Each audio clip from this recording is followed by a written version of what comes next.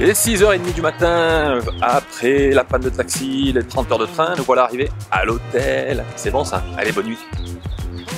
Il aura donc fallu 30 heures pour faire les 860 km que sépare Dar es Salaam de Mbeya. Malgré le fait que je n'ai pas rencontré grand monde, le voyage fut tout de même très intéressant. Une véritable immersion dans la vie locale. Un voyage à ne pas faire bien sûr si vous êtes pressé, mais si vous avez du temps, pourquoi ne pas tenter l'aventure? Me voilà donc à Mbeya. Mais le voyage est loin d'être terminé, le but étant de me rendre à Lusaka, la capitale de la Zambie. Et à ce moment-là, il reste encore plus de 1000 km à parcourir.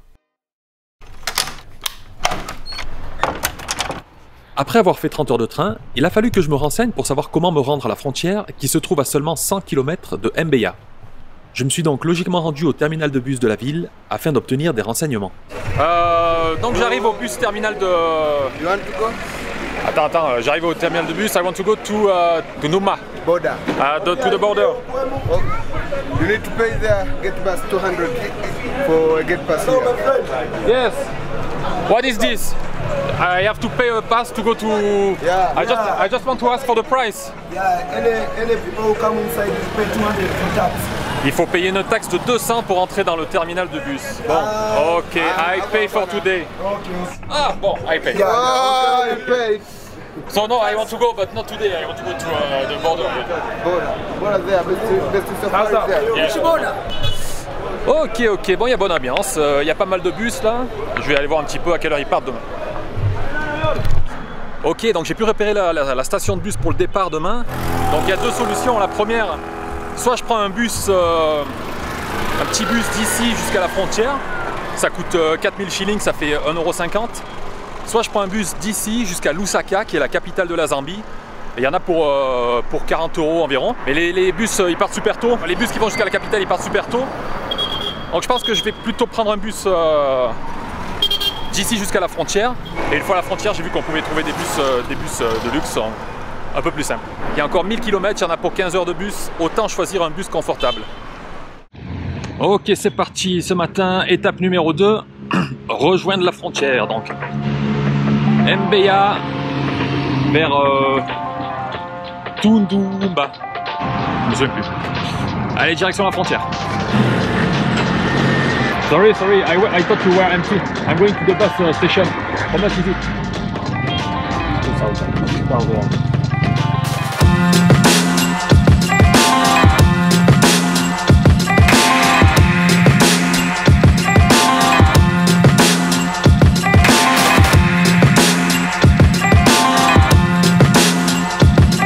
Right now. Yes, if possible.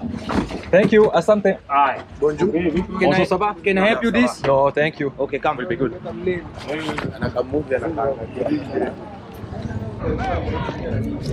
Bravo. Ça va? Santé. Bonjour, ça va? Ça va et vous? Yeah. Mon calabier. So, friend, you go direct to border. Yes, please. You see that? Je suis toujours content parce que le matin, enfin quand tu arrives quelque part, tu vois, il y a toujours des tas de gens qui viennent t'accueillir pour essayer de voir quelque chose. Donc là, j'ai 4 personnes autour de moi. Donc let's go directly to the bus. How much is it? Yeah, it's a 10,000. No, it's not 10,000. It's 4,000 to go to the border. You know everything. Yes, thank you. Asante. Et voilà, là, il a essayé de me vendre le billet à 10 000, sauf que je sais que c'est 4 000. Et voilà, on ne me la fait pas, on ne me la fait pas. Allez.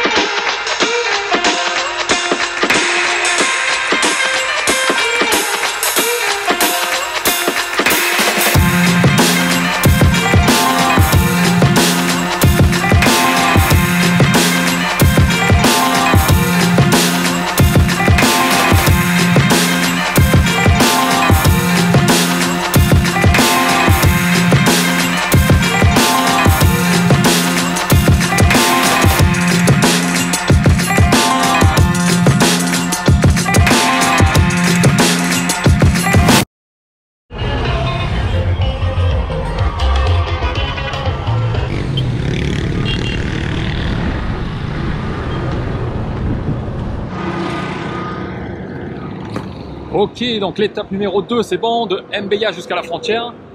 On a mis 3h20 en bus pour faire les 100 km. Donc là, je suis à Tunduma et étape numéro 3, ça va être passage de la frontière. Donc on y va. Je suis arrivé au poste frontière sans test PCR. Un membre du personnel m'a alors expliqué que j'avais deux solutions. La première était de faire un test sous la tente prévue à cet effet, juste devant le bâtiment. Mais selon lui, l'attente du résultat allait être très longue. La deuxième solution était donc de lui donner 25 000 shillings, environ 10 €, pour qu'il me fasse passer le contrôle sans test PCR. Ça fait toujours plaisir d'être accueilli par un employé des douanes aussi serviable. Bien sûr, je suis allé faire le test PCR qui était gratuit. De plus, je n'avais pas besoin d'attendre car ils allaient m'informer du résultat par mail.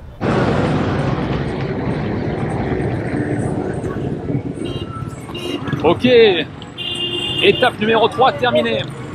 Bienvenue en Zambie. Alors là, je viens juste de passer la frontière, je viens d'arriver en Zambie. Et les villes à la frontière, c'est toujours vraiment des trucs, on dirait des no man's land en fait. On sait pas trop ce qui se passe, il y a du monde de partout, c'est vraiment le bordel. Et là par contre, je sais pas du tout où je vais. Donc je vais aller me trouver un petit resto, un petit truc à manger, il est 1h. Je vais me renseigner un petit peu pour savoir où trouver les bus pour aller jusqu'à Lusaka. Donc là, je traverse sans trop savoir où je suis. Et je vais aller me renseigner un petit peu.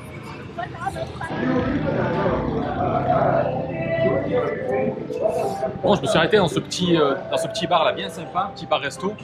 Et premier repas en Zambie, je goûte une spécialité locale. Ça s'appelle la pizza.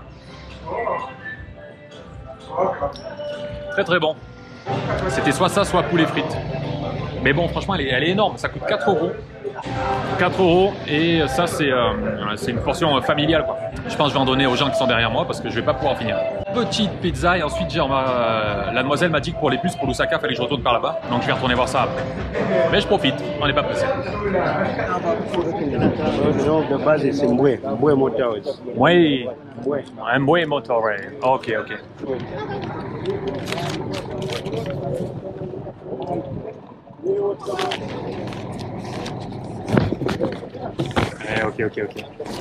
Ok, thank you. Thank you. Hi. Hello. Ça va. Et là, oh cette ville, c'est le Far West ici. Donc ok, j'ai de l'argent, j'ai repéré le bus. Le bus il part à 3h30 demain matin. Donc là je vais aller dans une guest house, histoire d'attendre 3h du mat parce qu'il est 2h de l'après-midi. Donc en fait on a changé d'heure. En arrivant en Zambie, il y a 1 heure de moins qu'en Tanzanie. Donc on change d'heure, il est 2h de l'après-midi. Le bus part dans 13h. Et là, j'ai repéré une petite guest house. On va voir ce que ça donne. Hello. Hi, do you have a room for one night? How much is it, please? Yes. 150, 150, donc 7 € la nuit. J'ai hâte de voir la chambre.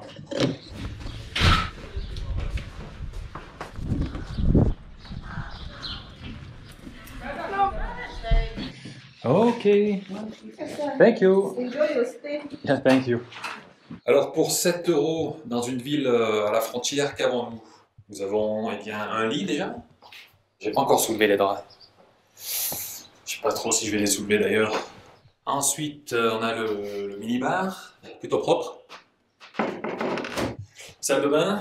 Qu'est-ce qu'on a ici? Salle de bain. Là, je peux pas y accéder parce qu'il y a la porte de la douche au milieu. Mais de toute façon, il n'y a pas d'eau. Il y a la douche donc avec le système de chaude. Donc ça c'est bien, il y a l'eau chaude hein, déjà. Hop, là, ça met en route ce petit boîtier là. Ça chauffe l'eau instantanément. Mais de toute façon, je suis pas sûr de vouloir prendre une douche. Hein. Non, ça va pas trop transpirer aujourd'hui. Donc voilà, vraiment basique. Très basique. C'est un peu glauque, mais bon, ça fait partie de l'expérience voyage, quoi. Au top. Eh bien, il est 3h du matin, et là, on va à l'étape numéro 4. Étape numéro 4, rejoindre la capitale, rejoindre Lusaka, la capitale, qui est à 1000 km. 1000 km de bus, on est parti.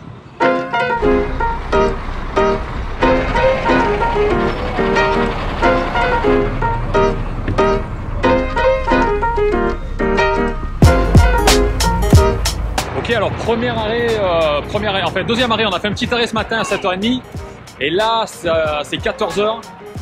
Ça faisait 7 heures qu'on roulait et qu'on s'était pas arrêté. Donc là on s'est arrêté pour prendre à manger. Et le bus c'est un peu de la folie, c'est transport de marchandises et transport de passagers.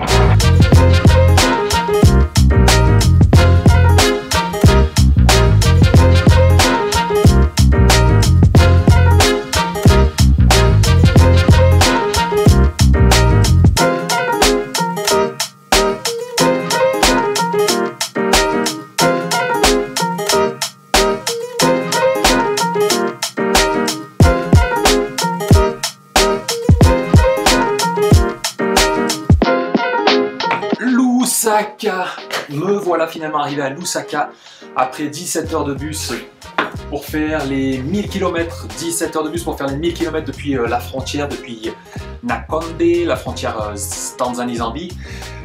C'était long, c'était un chouïa long, mais c'était fou. C'était fou, mais fou parce que j'ai jamais voyagé comme ça en fait dans ces conditions. Je vous raconte tout ça demain parce que là il est un peu tard, donc voilà, je vous raconterai tout ça quand il fera jour. Donc on se retrouve d'ici un claquement de doigts, ok? Alors cette quatrième étape de la frontière Tanzanie-Zambie jusqu'ici à Lusaka, la capitale de la Zambie. Je suis donc arrivé à la frontière samedi, il était 13 h en Tanzanie, je passe, on change d'heure, il est midi en Zambie. Je vais manger un morceau et ensuite je vais me renseigner pour les bus. Le prochain bus qui part est à 3h30 du matin. Donc pas le choix, j'achète mon billet, je repère le car et je vais trouver juste à côté, il y a une guest house de l'extérieur, elle a l'air plutôt pas mal. Elle est bien parce qu'elle est retirée en fait de la route et vu qu'il y a énormément de monde, je me dis ça va être tranquille. Et j'arrive dans cette guest house, je prends une chambre, ça coûte 7 €, c'est top, c'est pas cher. Et c'est dégueulasse en fait, c'est pour ça que c'est pas cher, parce que c'est miteux, c'est vraiment un hôtel avec des cafards et tout, c'est dégueu. Bon, c'est pas grave, ça fera l'affaire parce que c'est juste pour patienter jusqu'à 3 h du mat. Là. Donc je pose mes affaires, je vais en ville, j'en profite pour aller chez le coiffeur. Dans cette ville, vraiment comme je vous disais, c'est un western en fait, ça fait vraiment penser à un western. Toute la route est ensablée côté Zambie, donc ça fait vraiment de la poussière, ça fait vraiment une couleur, une ambiance un peu jaune, orangé, vous voyez, c'est vraiment le western africain quoi. Et donc voilà, je reste dans cette ville, je regarde un peu, j'observe un peu, je profite un peu de l'ambiance. Ensuite, je retourne à la guest house parce qu'il n'y a rien du tout à faire. Je vais me reposer. 2h30 réveil, je me prépare. À 3 h, je me dirige vers l'arrêt des cars. Donc j'arrive là-bas, le car est déjà là, il y a déjà du monde dedans. Et je regarde les soutes à bagages parce qu'en fait, je mets toujours un de mes 2 sacs dans la soute. Mais les soutes sont fermées. Donc c'est bizarre, je ne sais pas pourquoi. Les soutes sont fermées. Mais je me dis, tant pis, je vais m'installer. Et ensuite, je redescendrai plus tard, poser mon sac dans la soute. Donc il y a du monde dans le car, il y a du monde qui monte. Je les suis. Et là, j'arrive dans le car. Et là, mais j'hallucine, quoi. Ça a été vraiment... Et en fait, j'hallucine vraiment parce que, comme je vous le disais, les soutes sont fermées et donc tous les bagages sont dans le bus en fait. Tout le monde rentre dans le car avec les bagages, avec les pommes de terre. Ils ont des sacs de pommes de terre, ils ont des casseroles, ils ont tout passé un long voyage. Il y a 1000 km, donc les gens ils partent pour longtemps ou je sais pas exactement quel est le type de voyage qu'ils font. Ils rentrent chez eux, ils vont voir la famille. Il y a 1000 km à faire. Pour aller jusqu'à ma place, je suis obligé de marcher sur les valises des gens, sur les sacs et tout. Je me dis merde, mais en fait je me dis c'est pas possible. Je commence à regarder d'ailleurs par la fenêtre, est-ce qu'il n'y a pas un autre bus, est-ce qu'il n'y a pas un autre car, je regarde s'il n'y a pas un autre car qui est prêt à partir, un truc un peu plus confortable. Donc il n'y a pas d'autre car, et puis en fait les gens ils ont l'air de trouver ça normal quoi. Pour eux c'est normal, il n'y a personne qui râle, ils rentrent leurs bagages, ils en mettent sous les sièges et tout. Moi je me retrouve avec 2 sacs de pommes de terre devant les jambes, et là je me dis mais non mais je vais pas passer 15 heures, je peux pas tendre les jambes en fait, je suis plié comme ça.